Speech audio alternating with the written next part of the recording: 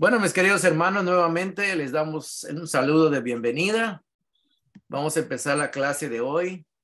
La clase de hoy es la número 29. Fíjense, ya vamos avanzando. Ya estamos en la parte final del Evangelio de Mateo.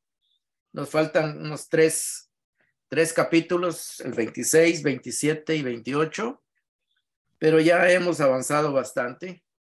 Y hoy vamos a terminar la parte del capítulo 25.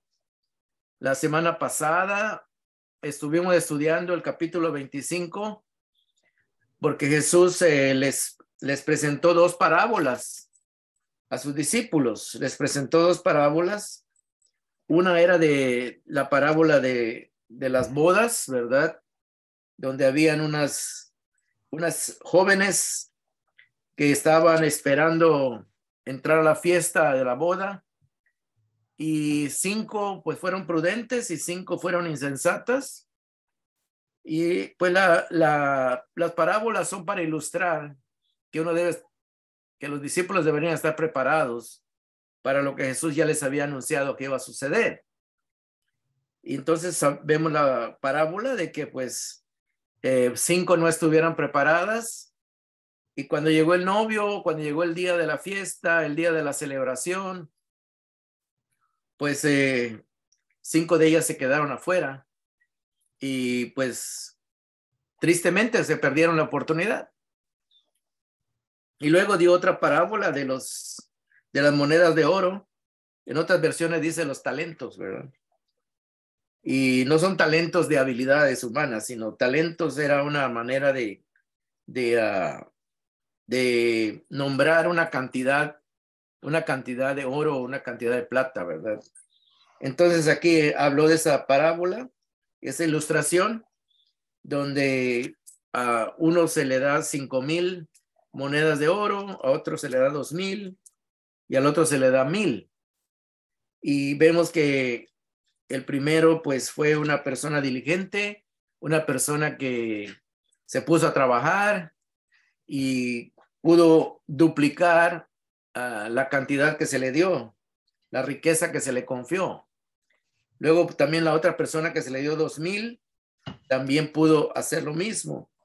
Se puso a trabajar y pudo ser diligente y pudo lograr aumentar la riqueza.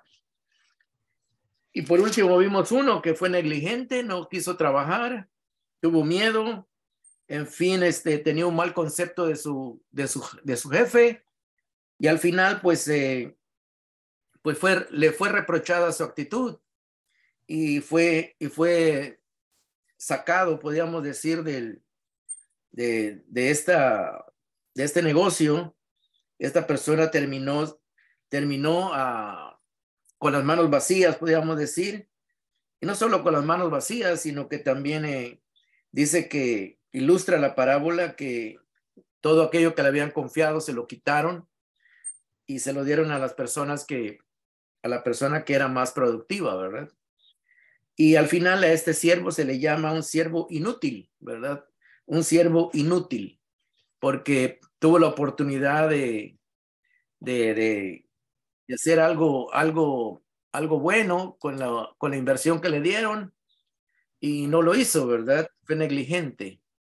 Bueno, le damos la bienvenida a nuestro hermano Pedro Ambrosio Díaz, que es un hermano que asiste a la iglesia de Hathor. Le damos la bienvenida, hermano Pedro. Mucho gusto de que esté con nosotros hoy. Espero que nos escuche bien.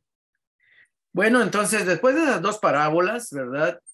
Después de las dos parábolas donde Jesús advierte a sus discípulos de que estén vigilantes, que estén listos, que estén activos, que estén produciendo, que sean unas personas útiles, ¿verdad?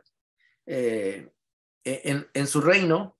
Entonces van a recibir un premio, van a recibir una recompensa por su buena actitud, su buena disposición, su buena labor, en fin, por estar listos y preparados para el servicio. Entonces, estas parábolas ilustran la preparación para cuando llegara el tiempo de la recompensa. Y aquí vemos que hay dos recompensas, una buena y una mala, ¿verdad? Para los que trabajaron, los que fueron activos, estuvieron siempre listos, sirviendo, pues hay una recompensa de bendición. Y para aquel que fue negligente, aquel que no se preparó, aquel que fue descuidado en su vida, sobre todo en su vida espiritual, ¿verdad? Pues vemos cómo también recibe podríamos decir, una maldición, o podríamos decir que recibe algo negativo, ¿verdad? En vez de que recibe algo bueno, algo positivo, su recompensa fue negativa, o sea que no fue buena. Entonces, luego Jesús va a usar otra parábola, que es una parábola de las ovejas y las cabras. Es una ilustración, ¿verdad? Los judíos estaban relacionados con estos animales porque mucha gente se dedicaba a esto, a pastorear ovejas y cabras. Y las cabras para nosotros quizás los conocemos más como chivos, ¿verdad? Como chivos. Entonces vemos que aquí las ovejas son animales pues más dóciles, y los chivos o las cabras son animales un poco más difíciles de controlar y de guiar, ¿verdad? Entonces Jesús usa estos ejemplos y luego dice, vamos a empezar en el versículo 31. Dice, cuando el Hijo del Hombre venga en su gloria, dice, o sea que está hablando cuando venga a hacer juicio. Está hablando cuando venga a hacer juicio. Y este pasaje se puede aplicar tanto, hermanos, para la venida en juicio que tuvo en el año 70, cuando Jesús juzgó la mala actitud del pueblo de Israel. Y también se puede usar para la segunda venida de Cristo, ¿verdad? Que es la que nosotros estamos esperando. Este pasaje pues se puede aplicar o se puede adaptar de acuerdo a nuestro contexto histórico, ¿verdad? Aquellos que vivieron en esa época pues recibieron un juicio y una recompensa. Y los también ahora, pues cuando Cristo venga, pues si nosotros estamos vivos, pues también vamos a tener una recompensa. Y al final, pues todos van a tener una recompensa, ¿verdad? Todos. Unos van a hacer una buena recompensa, otro va a ser una recompensa mala, ¿verdad? Depende de su actitud, depende de su fe, depende de cómo administró la riqueza espiritual que se le confió. Bueno, le damos la bienvenida también a nuestra hermana que se conecta. Y estamos en Mateo capítulo 25, versículo 31. La parábola de las ovejas y las cabras. Dice el verso 31 nuevamente, cuando el Hijo del Hombre venga en su gloria, y la palabra gloria aquí se refiere a una luz, ¿verdad? La gloria se le llamaba al reflejo de la luz que caracteriza a Dios, ¿verdad? Ustedes se recuerdan también que Jesús una vez se transfiguró en un monte, en una montaña con sus discípulos Pedro, Juan y Jacobo, y dice que también ahí brilló con una luz muy intensa, dando a entender su divinidad, ¿verdad? Su divinidad. Entonces dice, cuando el Hijo del Hombre venga en su gloria, esto representa, la gloria está representando que Él tiene el derecho y la capacidad para juzgar como Dios que es, ¿verdad? Parte de la divinidad, Padre, Hijo y Espíritu Santo. Dice, cuando venga con todos sus ángeles, se sentará en su trono glorioso. Cuando dice todos sus ángeles, está hablando de una manera genérica, ¿verdad? No sabemos si van a venir exactamente cada uno de los ángeles, pero da a entender con sus ángeles que están a su servicio. Eso, más que todo eso, ¿verdad? Dice, con todos sus ángeles, se sentará en su trono glorioso. Y aquí, pues, está usando términos que la gente conoce, porque los reyes, pues, tenían un trono. Entonces, no es que literalmente Jesús se vaya a sentar sobre un trono, ¿verdad? No sabemos. Pero son ilustraciones para dar a entender que así como los reyes se sentaban en un trono y el que se sentaba en el trono tenía toda la autoridad, pues esto lo está representando ilustrativamente para entender que Jesús tiene la autoridad de un rey para juzgar, ¿verdad? Entonces dice, verso 32, todas las naciones se reunirán delante de él. Aquí la palabra naciones se puede también entender como pueblos, ¿verdad? O gentes, ¿verdad? No necesariamente se puede hablar de muchos países, como también se puede tener la idea, ¿verdad?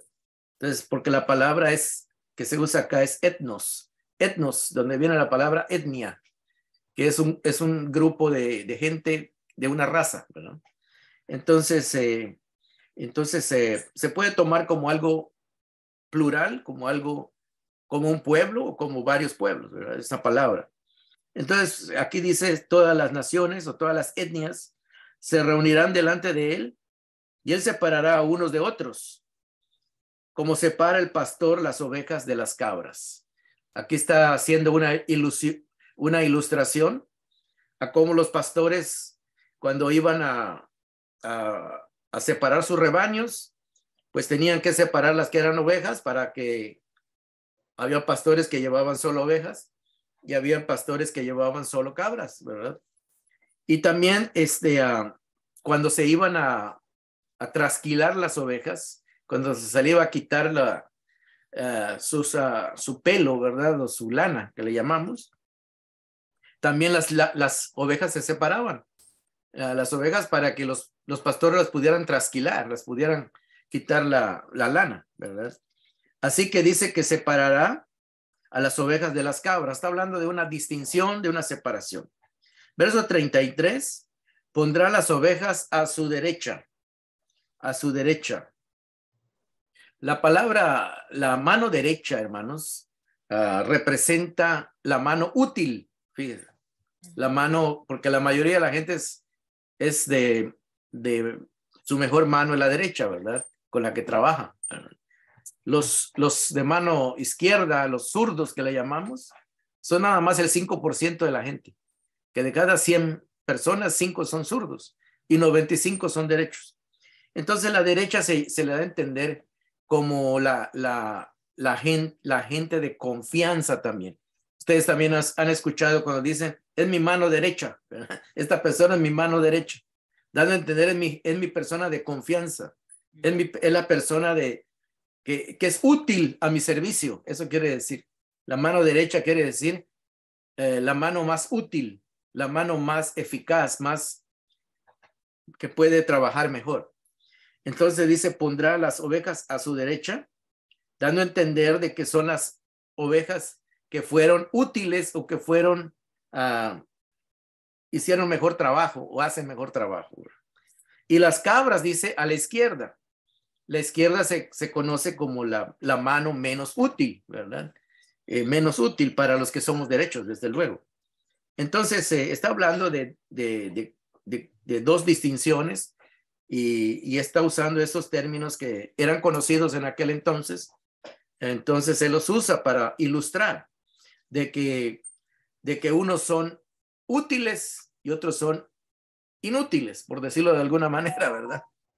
Dice el verso 34, entonces dirá el rey a los que están a su derecha, o sea, a los que son útiles, a los que son productivos, a los que son mejor o más capaces, ¿verdad?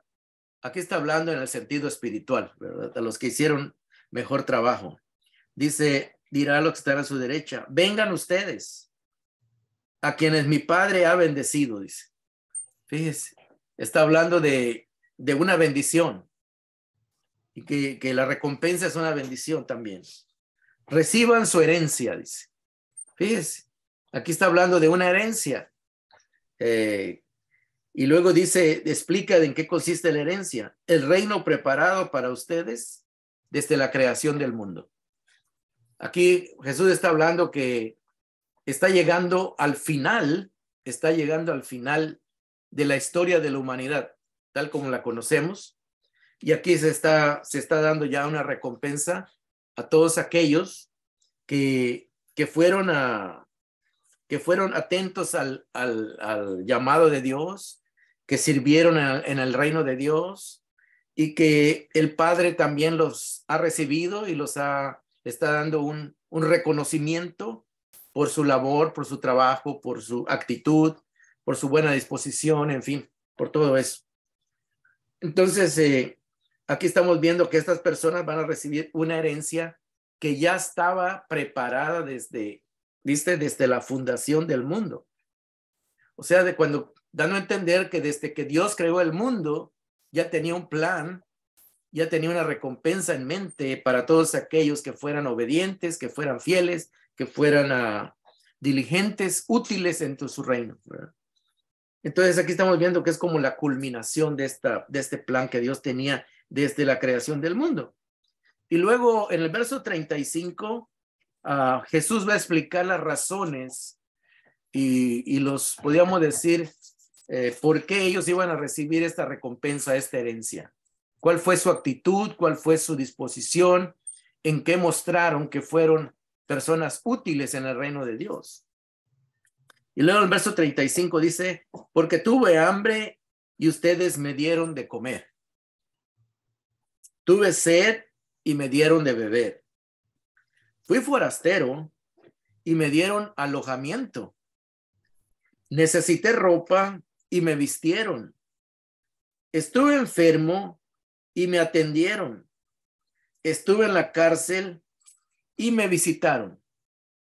Estas cosas que Jesús está mencionando, hermanos, dentro de la mentalidad judía, no sé si ustedes han visto de que Jesús mencionó a veces algunas parábolas de gente pobre, ¿verdad?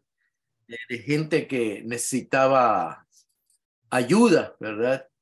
Y que la mayoría de la gente se le negaba, ¿verdad? Porque tenían prejuicios. Ustedes no se recuerdan de la parábola del buen samaritano. Ustedes se recuerdan del buen samaritano, esa parábola que está en Lucas. Y dice que pasó un sacerdote y pasó un levita, ¿verdad? Que eran los que trabajaban en el templo. Y ni siquiera le hicieron caso al pobre que estaba ahí tirado, ¿verdad? Porque ellos se preocupaban más por los detalles de la ley, ¿verdad? Porque la ley decía que si tú tocabas a un muerto, pues quedabas inmundo, quedabas sucio, entre comillas, sucio, por una semana.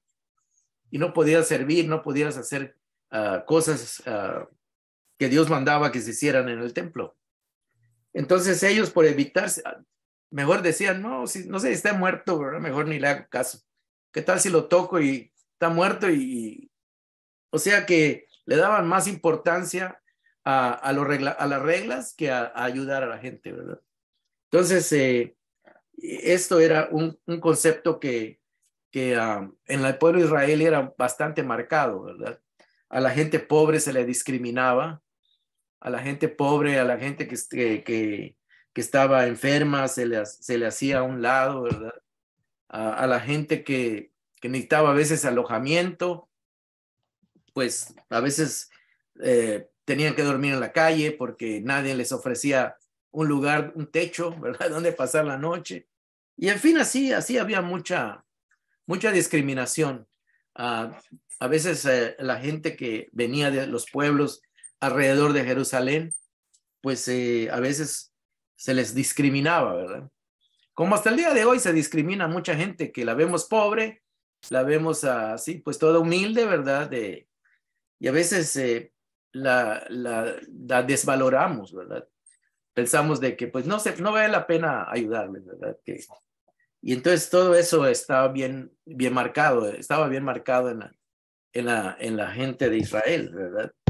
Entonces Jesús está hablando de eso. Desde luego que a nosotros también nos llega la enseñanza, ¿verdad? Nos llega la enseñanza.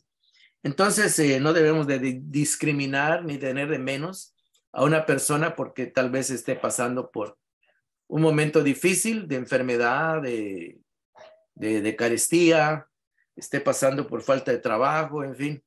Entonces nosotros debemos de considerar tener esa bondad y esa misericordia que son básicas.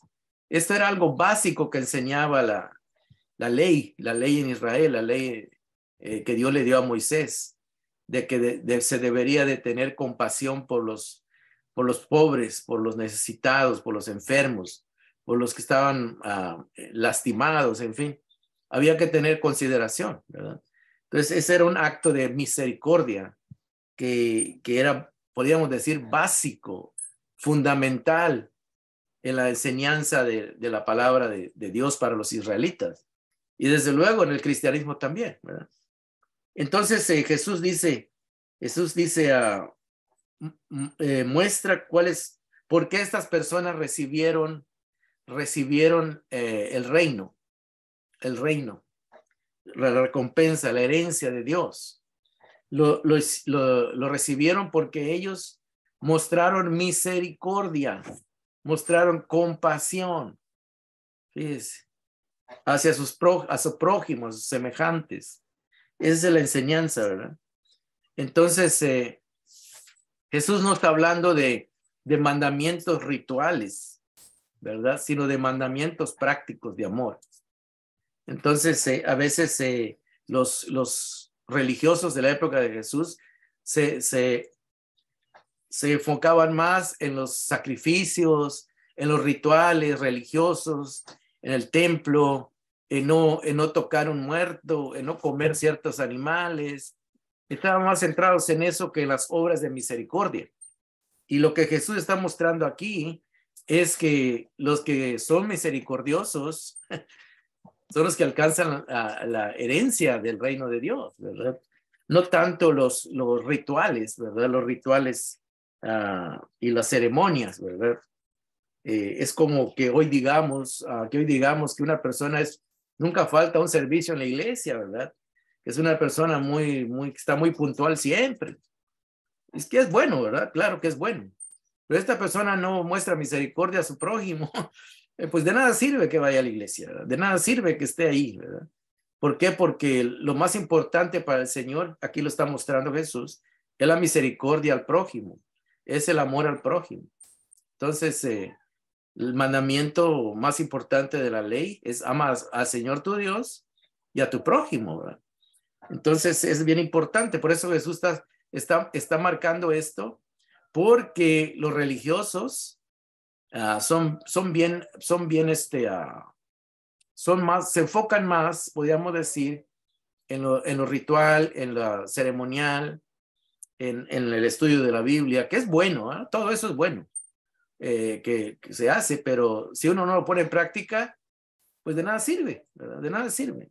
Y aquí está hablando de las personas que pusieron en práctica la palabra de Dios, que pusieron en práctica lo que aprendieron del amor de Dios, ¿verdad? Entonces es lo que Jesús está diciendo. Y el versículo 37 dice, y le contestarán los justos, Señor, ¿cuándo te vimos hambriento y te alimentamos? ¿O sediento y te dimos de beber? ¿Cuándo te vimos como forastero y te dimos alojamiento?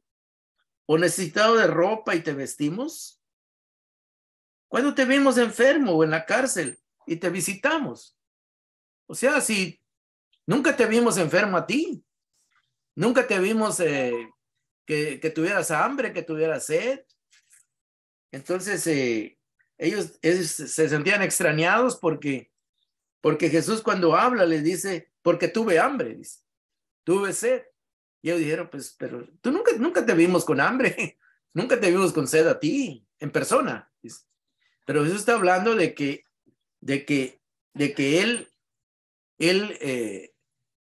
él como maestro está hablando de que cada ser humano tiene la imagen y semejanza de Dios, ¿verdad?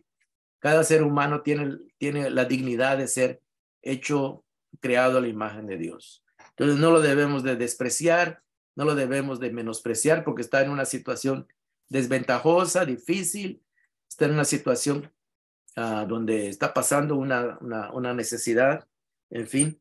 Entonces Jesús les va a responder en el versículo 40.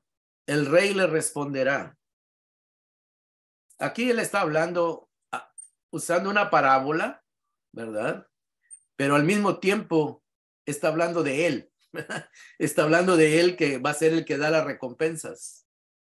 Dice, el rey le responderá, les aseguro que todo lo que hicieron por uno de mis hermanos, dice. Fíjese cómo Jesús ve a los necesitados, a los que están en, tal vez enfermos, no tienen que comer, no tienen que beber, están en una situación desventajosa, entonces, o están en la cárcel, ¿verdad? Tal vez injustamente o por cualquier situación. Y le contestarán los justos, Señor, ¿cuándo te vimos hambriento? Pues Jesús dice, no me vieron directamente a mí en persona, pero todos aquellos que ustedes ayudaron, es como si lo hubiesen hecho a mí mismo, ¿verdad? Yo estoy en ellos, ¿verdad? Reflejado en ellos. Jesús está reflejado, su imagen de Dios está reflejada en cada uno de nosotros. Entonces le dice, el rey les responderá, les aseguro que todo lo que hicieron por uno de mis hermanos, aún por el más pequeño, cuando dice pequeño no se refiere a que esté chaparrito, ¿verdad? Se refiere a pequeño, a insignificante, una persona que parece que no vale nada. Eso quiere decir. Dice, lo hicieron por mí.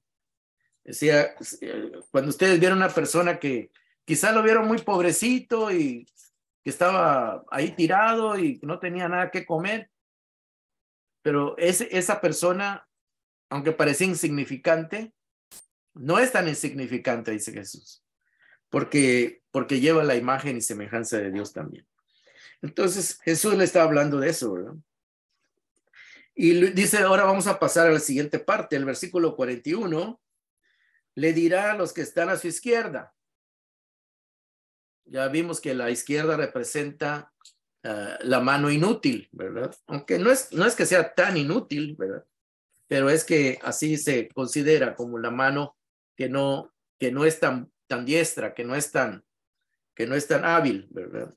Entonces dice, luego dirá los que están a su izquierda, representan los menos esforzados o dedicados. Les dirá todo lo contrario. A los otros les digo, vengan, acérquense. Y a eso le dice, apártense de mí. Y luego no les dice que han sido bendecidos, sino les dice malditos, ¿verdad? O sea, les da una maldición, una mala calificación. Y luego dice, malditos al fuego eterno preparado para el diablo y sus ángeles. La palabra diablo quiere decir el que hace lo contrario, ¿verdad? Eso quiere decir la palabra diablo, el que hace lo contrario. Y a sus ángeles o sus mensajeros, aquellos que están en contra del carácter de Dios, de lo bueno que es Dios, del corazón de Dios que es de bondad. Entonces las personas, podríamos decir las personas egoístas, las personas malvadas, las personas malintencionadas, las personas que son orgullosos y se sienten que son grandes, ¿verdad? Y menosprecian a los demás, las personas soberbias que piensan que todo lo saben, en fin, todo ese tipo de personas, dice, caen en este rango, ¿verdad? Dice, porque tuve hambre y ustedes no me dieron nada de comer. Me menospreciaron, dice Jesús. Me vieron como algo que no valgo la pena, ¿verdad? Y ustedes no me dieron nada de comer. Tuve sed y no me dieron nada de beber, dice. Me dejaron morir, dice. Fui forastero, forastero eran las personas que estaban de paso por una ciudad y no tenían dónde quedarse a dormir. Entonces, a veces a ciertas personas se les ofrecía que pasaran la noche, pues en algún lugarcito, ¿verdad? De la casa, a un rinconcito, donde sea, para no estar aguantando tanto frío, ¿verdad? Dice, y no me dieron alojamiento. Necesité ropa y no me vistieron. Estuve enfermo y en la cárcel y no me atendieron. O sea, no valí la pena para ustedes. No tuvieron ninguna consideración de mi situación. Me menospreciaron, me despreciaron, me vieron que no, me consideraron que yo no valía la pena, no valgo nada. ellos también le contestarán, como diciendo, Señor, ¿cuándo te vimos hambriento o sediento? ¿O como forastero? ¿O necesitado de ropa? ¿O enfermo o en la cárcel? ¿Y no te ayudamos? Como diciendo, si a ti nunca te vimos así, ¿por qué dices que no te ayudamos si nunca te vimos en necesidad? Y él le responderá, les aseguro que todo lo que no hicieron por el más pequeño o el más insignificante de mis hermanos, dice, al que ustedes consideraban insignificante, pero eran mis hermanos, dice, tampoco lo hicieron por mí, ¿verdad? Y aquí, hermanos, algunos que estudian la Biblia creen de que se refería a los cristianos, ¿verdad? Que a los cristianos que los despreciaban y los por ser cristianos, muchos judíos los trataron mal, ¿verdad? O los despreciaron y no los sentían que no eran dignos de ofrecerle ni un vaso de agua.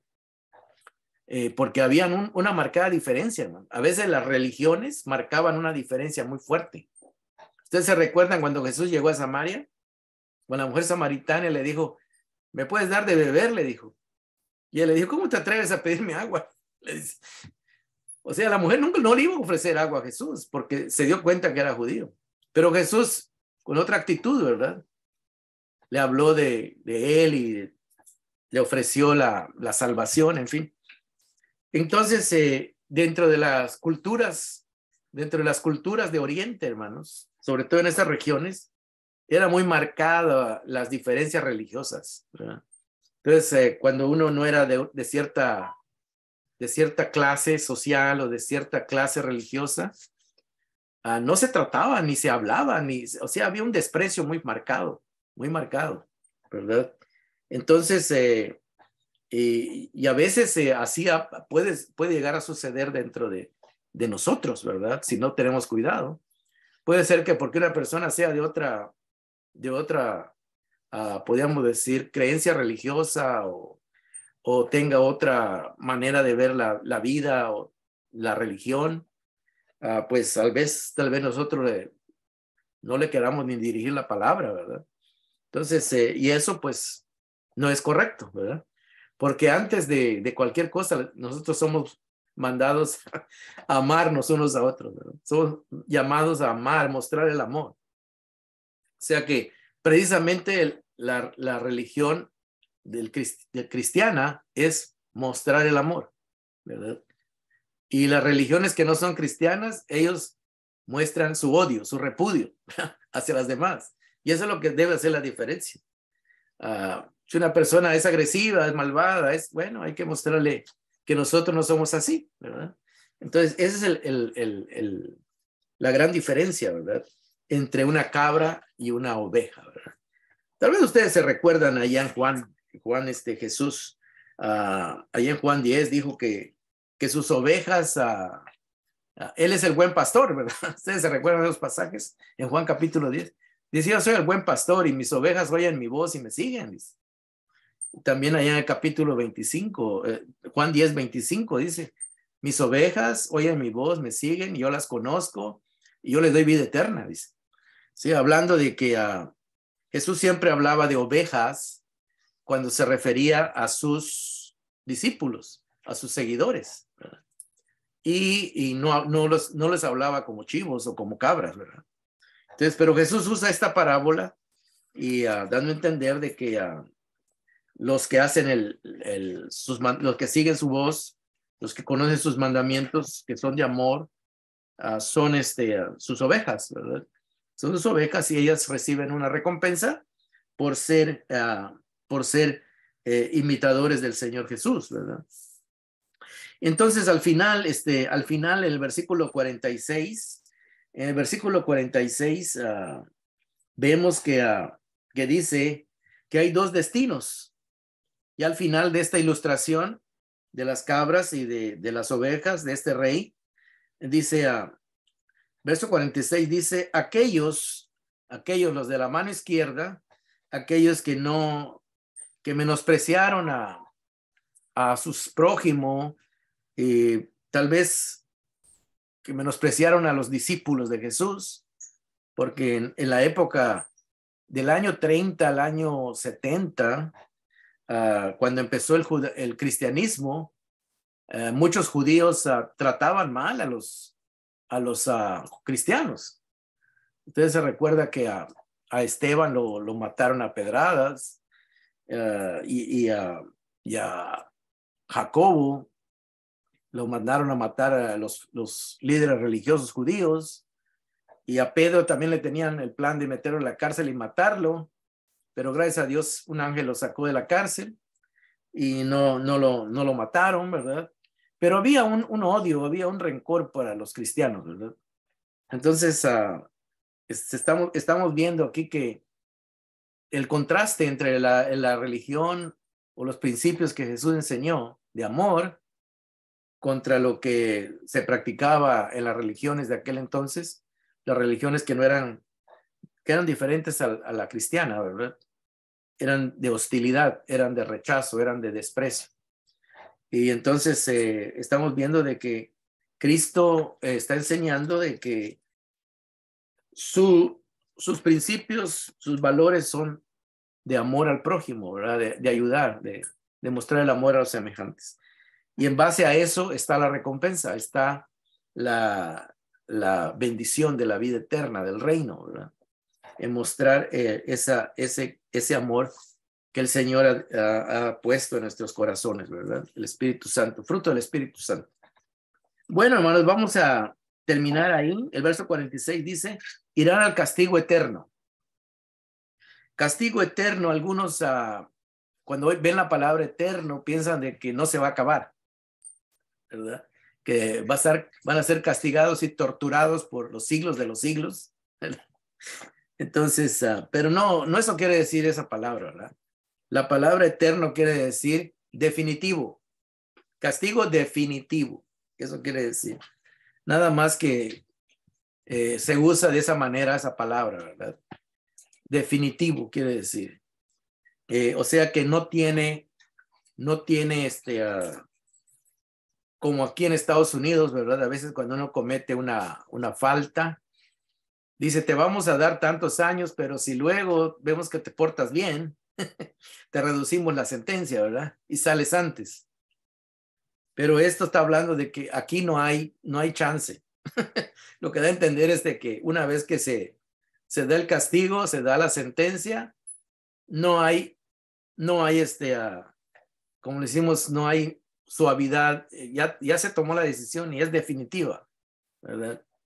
Y esto tiene que ver también, hermanos, porque en la religión popular, ustedes saben que dice que los que están en el infierno, pues tienen que pasar por un purgatorio, ¿verdad? Y para que salgan del infierno, pues hay ciertas cosas que se pueden hacer y con rezos y con cosas así, ¿verdad? De que pueden sacarlo del infierno, o sea que el castigo no es definitivo, ¿verdad? Que todavía tienen chance, ¿verdad? Eso da a entender esta creencia popular de la iglesia popular, ¿verdad? Entonces, pero aquí la palabra de Dios habla de algo que es definitivo, hermanos. No hay como que te vamos a dar un tiempo en el purgatorio para que ahí te purifiques y luego vas saliendo hasta que ya te vayas al cielo, ¿verdad? Cosas así. La Biblia no enseña nada de eso. Lo que enseña es que las recompensas son definitivas. Bueno, le damos la bienvenida aquí a alguien más. Qué bueno que está entrando, ¿verdad? Y también dice, y los justos a la vida eterna. Bienvenida, Teresita. Así que estamos viendo eso, ¿verdad? De que no hay la vida eterna también no es algo de que una vez que estemos allá, pues a lo mejor lo vamos a perder. Y tampoco, ¿verdad? Habla de términos definitivos, ¿verdad? El castigo es definitivo, también como la vida eterna es definitiva, ¿verdad? Por eso es bien importante que nosotros nos aseguremos de ir a la vida eterna porque ya no va a haber otro chance, no va a haber más chances, ¿verdad? De decir, bueno, pues si voy al infierno, pues si ahí rezan por mí y luego mi familia empieza a pagar ahí las misas, ¿verdad? O lo que haya que pagar, pues me sacan, ¿verdad? Pero aquí la Biblia no da ninguna de esas alternativas ni prórrogas, ¿verdad? Jesús hablaba de algo definitivo y así que así lo debemos de considerar como algo definitivo. Entonces, esas creencias populares son para sacarle dinero a la gente, ¿verdad? O darle una falsa esperanza. Y Jesús nunca dio esa falsa esperanza a la gente. Entonces, vamos a pasar al capítulo 26. El capítulo 26 de Mateo dice el versículo 1, después de exponer todas estas cosas, Jesús les dijo a sus discípulos.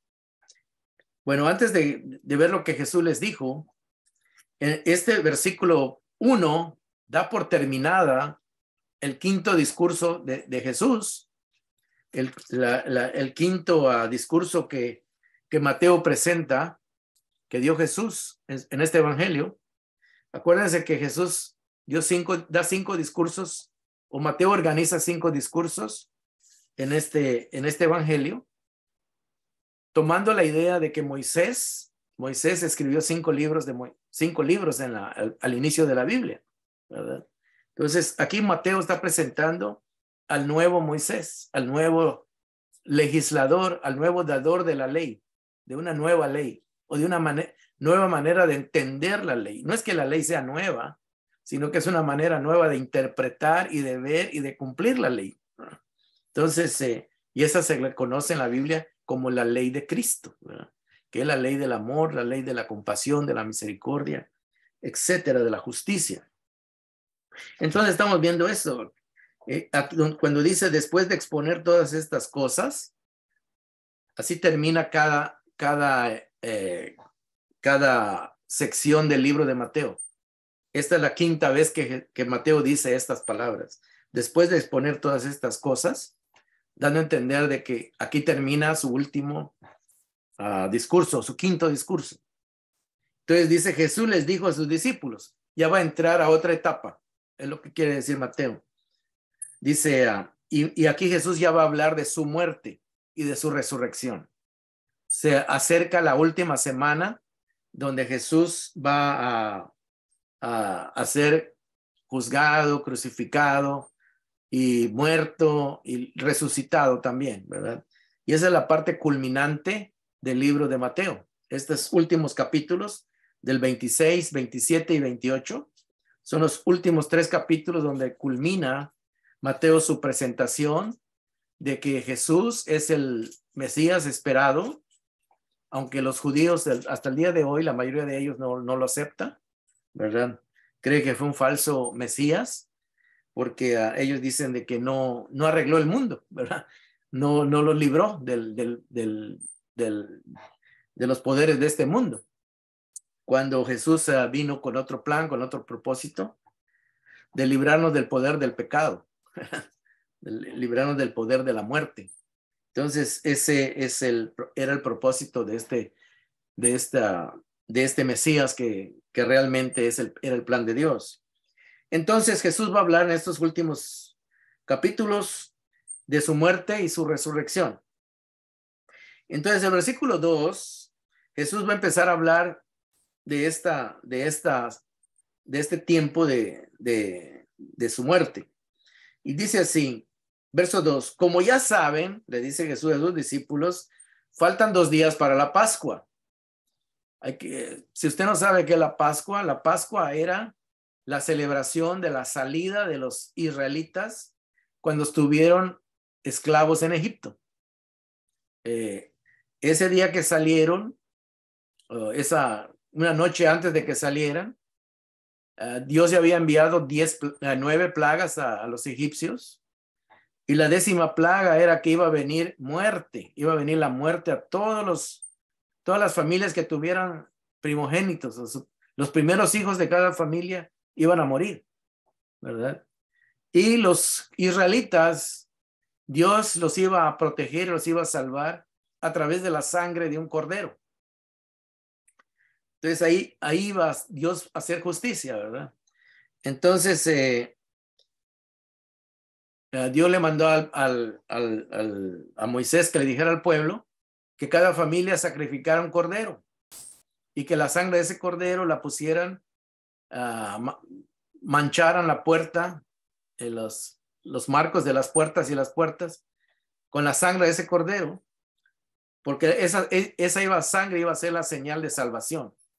Esa sangre iba a evitar que la muerte entrara a ese hogar, ¿verdad? Desde luego que eso tenía un símbolo que después, cuando Jesús muriera, íbamos a entender, o se iba a entender de que ese cordero que se mató representaba a Cristo, que venía a dar su vida por toda la humanidad. Entonces, para salvarlos de la muerte, del pecado y de la muerte, ¿verdad? Entonces, cada año se celebra la Pascua. Hasta el día de hoy los judíos celebran ese acontecimiento, que es en la segunda semana después que comienza la primavera.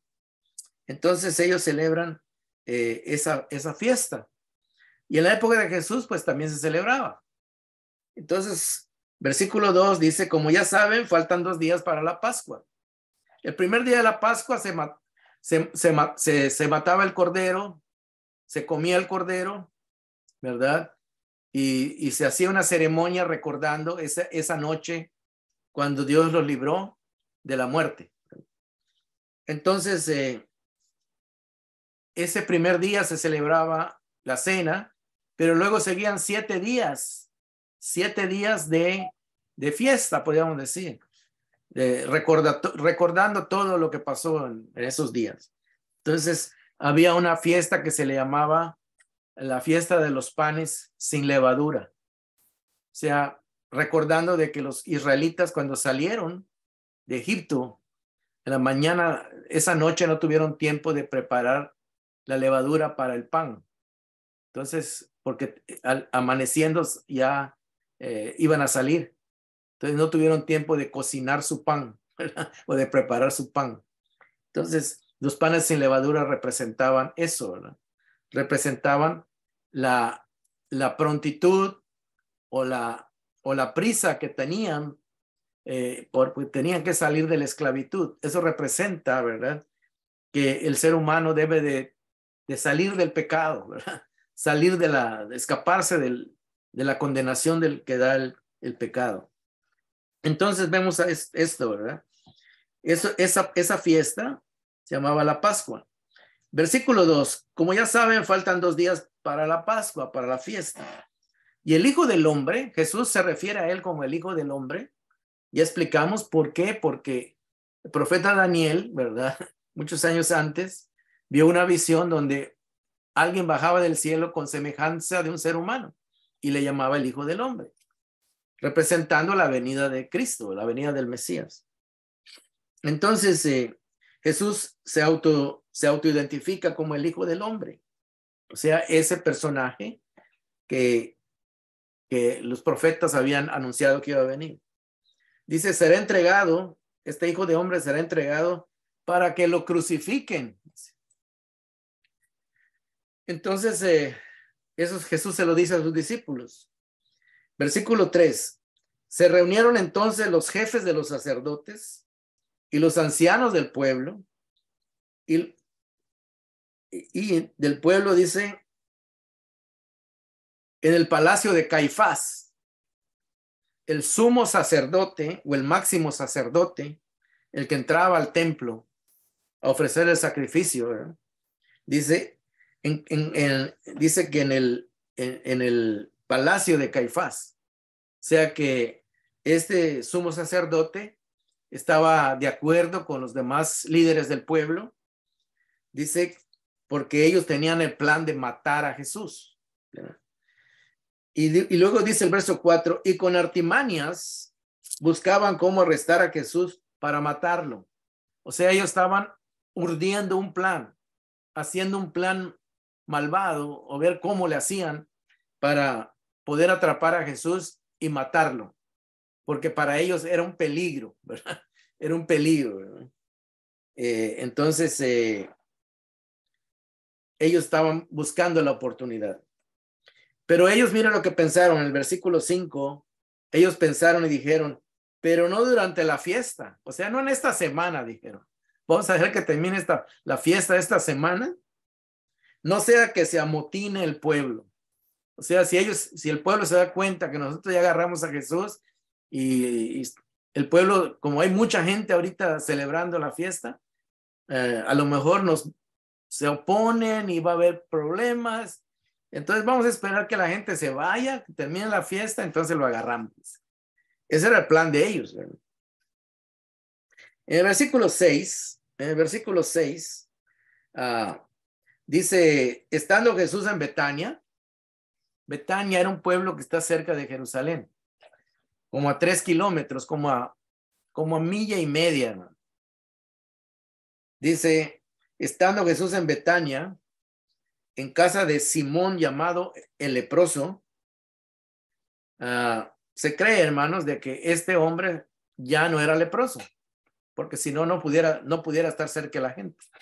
Cuando una persona tenía lepra, la separaban de la gente, la aislaban. Así como cuando nosotros teníamos COVID, nos decían, no salga de tu casa, no puedes salir, ¿verdad? Porque vas a contagiar a otros. Pues la lepra era una enfermedad todavía más terrible, ¿verdad? Entonces era un virus que se contagiaba. Entonces la gente tenía que tener mucho cuidado porque no había cura para esa enfermedad. Entonces no había ni vacunas ni nada de eso. Entonces se cree que este hombre fue leproso. Se cree que tal vez fue uno de los leprosos que sanó Jesús, porque en la Biblia se cuenta que Jesús sanó varios leprosos. Entonces se cree que este es uno de los leprosos que Jesús ya había sanado. Y versículo 7 dice, se acercó, que estaba en esta casa de este hombre, le ofrecieron a Jesús una cena, y se acercó una mujer con un frasco de alabastro lleno de un perfume muy caro, y lo derramó sobre la cabeza de Jesús mientras él estaba sentado a la mesa, ¿verdad? Entonces, si usted lee esta historia, Mateo no menciona el nombre de la mujer. Pero si usted lee el Evangelio de Juan, el capítulo 12, se va a dar cuenta que esta mujer era María, la hermana de Lázaro, al cual Jesús una vez lo resucitó. Lo había resucitado. Y también tenía otra hermana que se llamaba Marta. Entonces, Mateo no menciona el nombre de la mujer, pero Juan sí lo menciona. Usted lee Juan 12, se va a dar cuenta que se llamaba María, aquella que cuando Jesús llegó a casa de Lázaro, se sentaba a escuchar, le hacía preguntas a Jesús y ella quería saber más de la palabra de Dios. Entonces dice que esta mujer tenía una gratitud muy grande por Jesús. Eran amigos cercanos de Jesús. A veces Jesús se quedaba en casa de ellos, se hospedaba en casa de ellos, de Lázaro, María y Marta.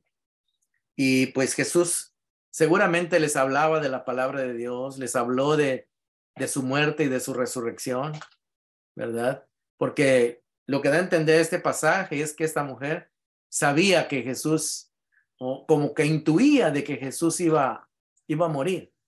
Aunque Jesús tal vez también les dijo que iba a resucitar, porque eso también se lo dijo a sus discípulos. Y luego dice que esta mujer derramó sobre la cabeza de Jesús este frasco de perfume lleno, y en otros pasajes de la Biblia se dice que este era de nardo muy, muy caro. Era un perfume muy caro que prácticamente costaba el salario de un año de trabajo. Fíjense, imagínense cuánto costaba este perfume. Pero en esta parte de la escritura vamos a ver de que hay un contraste muy grande entre el amor que le muestra esta mujer a Jesús y el menosprecio que le muestra Judas y los sacerdotes a Jesús. Ellos lo querían matar, mientras que esta mujer lo amaba. Lo amaba de una manera tremenda, ¿verdad? Y lo podemos ver de acuerdo al regalo o lo que le dio, lo que le ofreció a Jesús. O sea que en el precio del perfume muestra cuánto ella amaba a Jesús, ¿verdad? Entonces, dice el versículo 8, al ver esto, los discípulos se indignaron, pues se sintieron como molestos, ¿verdad? Incómodos. Y miren lo que dice Mateo que dijeron los discípulos. Aunque cuando leemos el Evangelio de Juan, se dice que fue Judas el que dijo esto, no todos los discípulos, ¿verdad? Pero aquí Mateo no dice que es Judas, dice los discípulos. Y dice, porque no pone en evidencia directamente a Judas aquí. Dice, al ver esto, los discípulos se indignaron.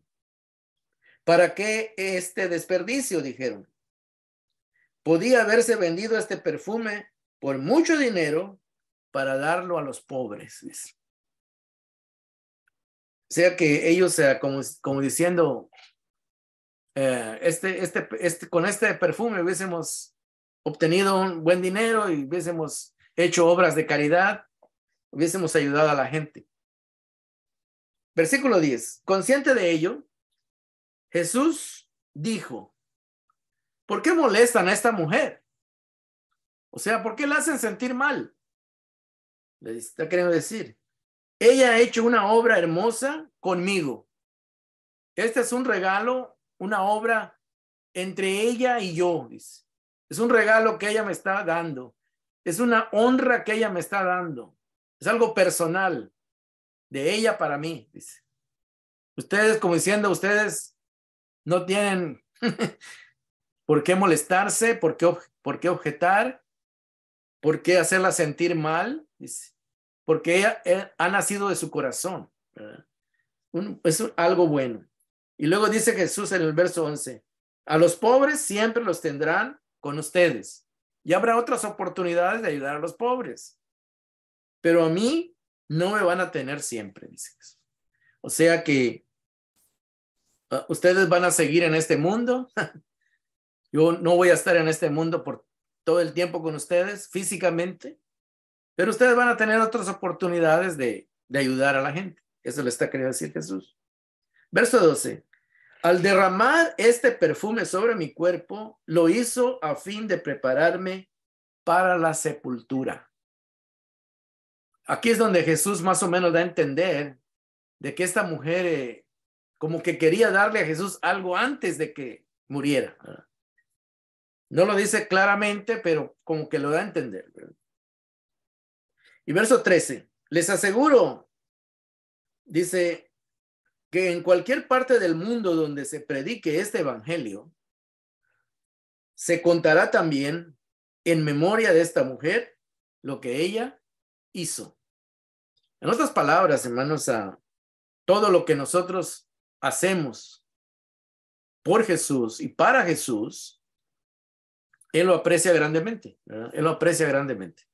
O sea que Él, todo lo que usted le quiera ofrecer a Jesús, Él lo recibe bien. Él lo recibe con cariño, ¿verdad?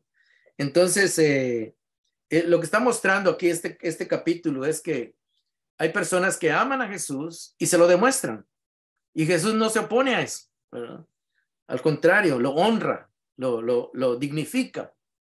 Mientras vamos a ver que en los siguientes versículos, vamos a ver la actitud de Judas, que él tiene un corazón totalmente opuesto a María. Es un corazón bastante malvado, cruel, ¿verdad? Que pues ahí te lo vamos a ver. Entonces, es el contraste de dos personas que están cerca de Jesús.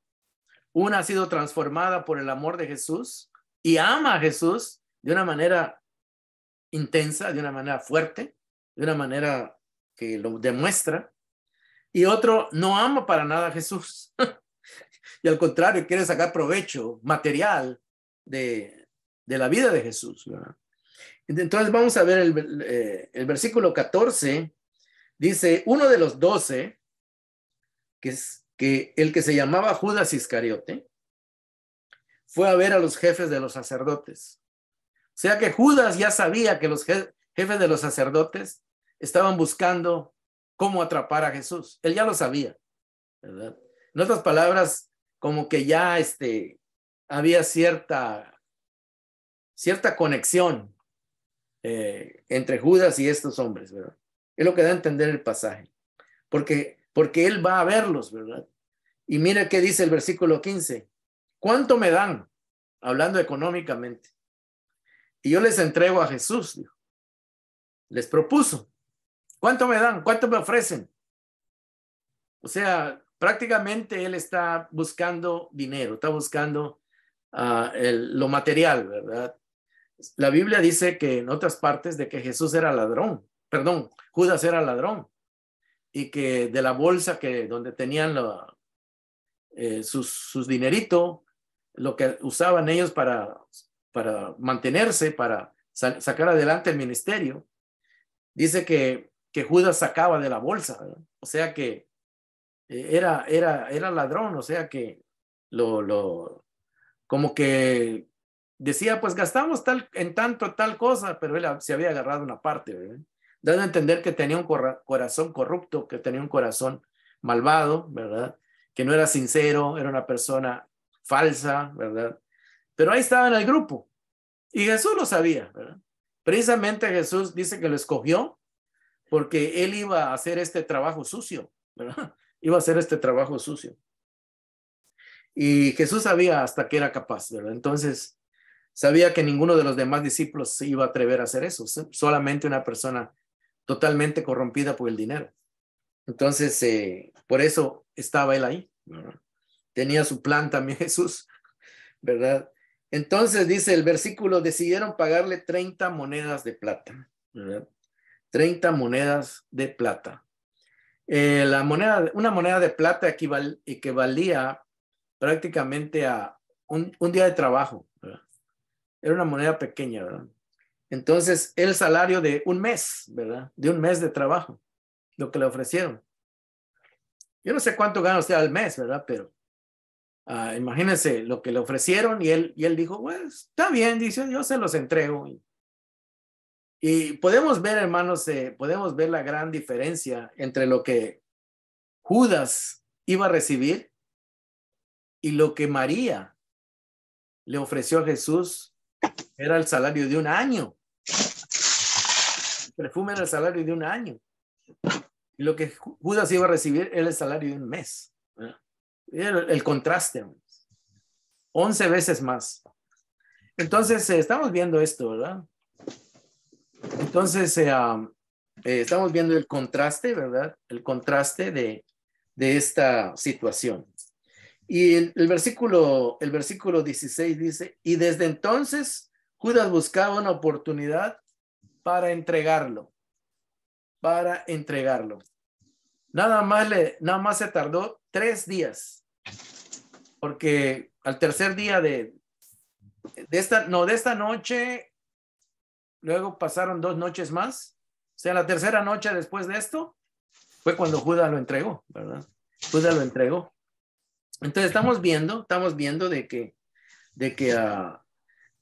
todo esto que le pasó a Jesús y vamos a dejar aquí la lectura y vamos a comentar, vamos a ver qué aprendimos de todo esto, de la parábola de las ovejas y las cabras, de las actitudes o de las respuestas de amor que el rey apreció, que hicieron estas ovejas, y también las muestras de odio, desprecio, de discriminación, de desvalorización del ser humano que aquellas otras personas mostraron, ¿verdad? Y dice que unos irán al castigo eterno y otros a la vida eterna, ¿verdad?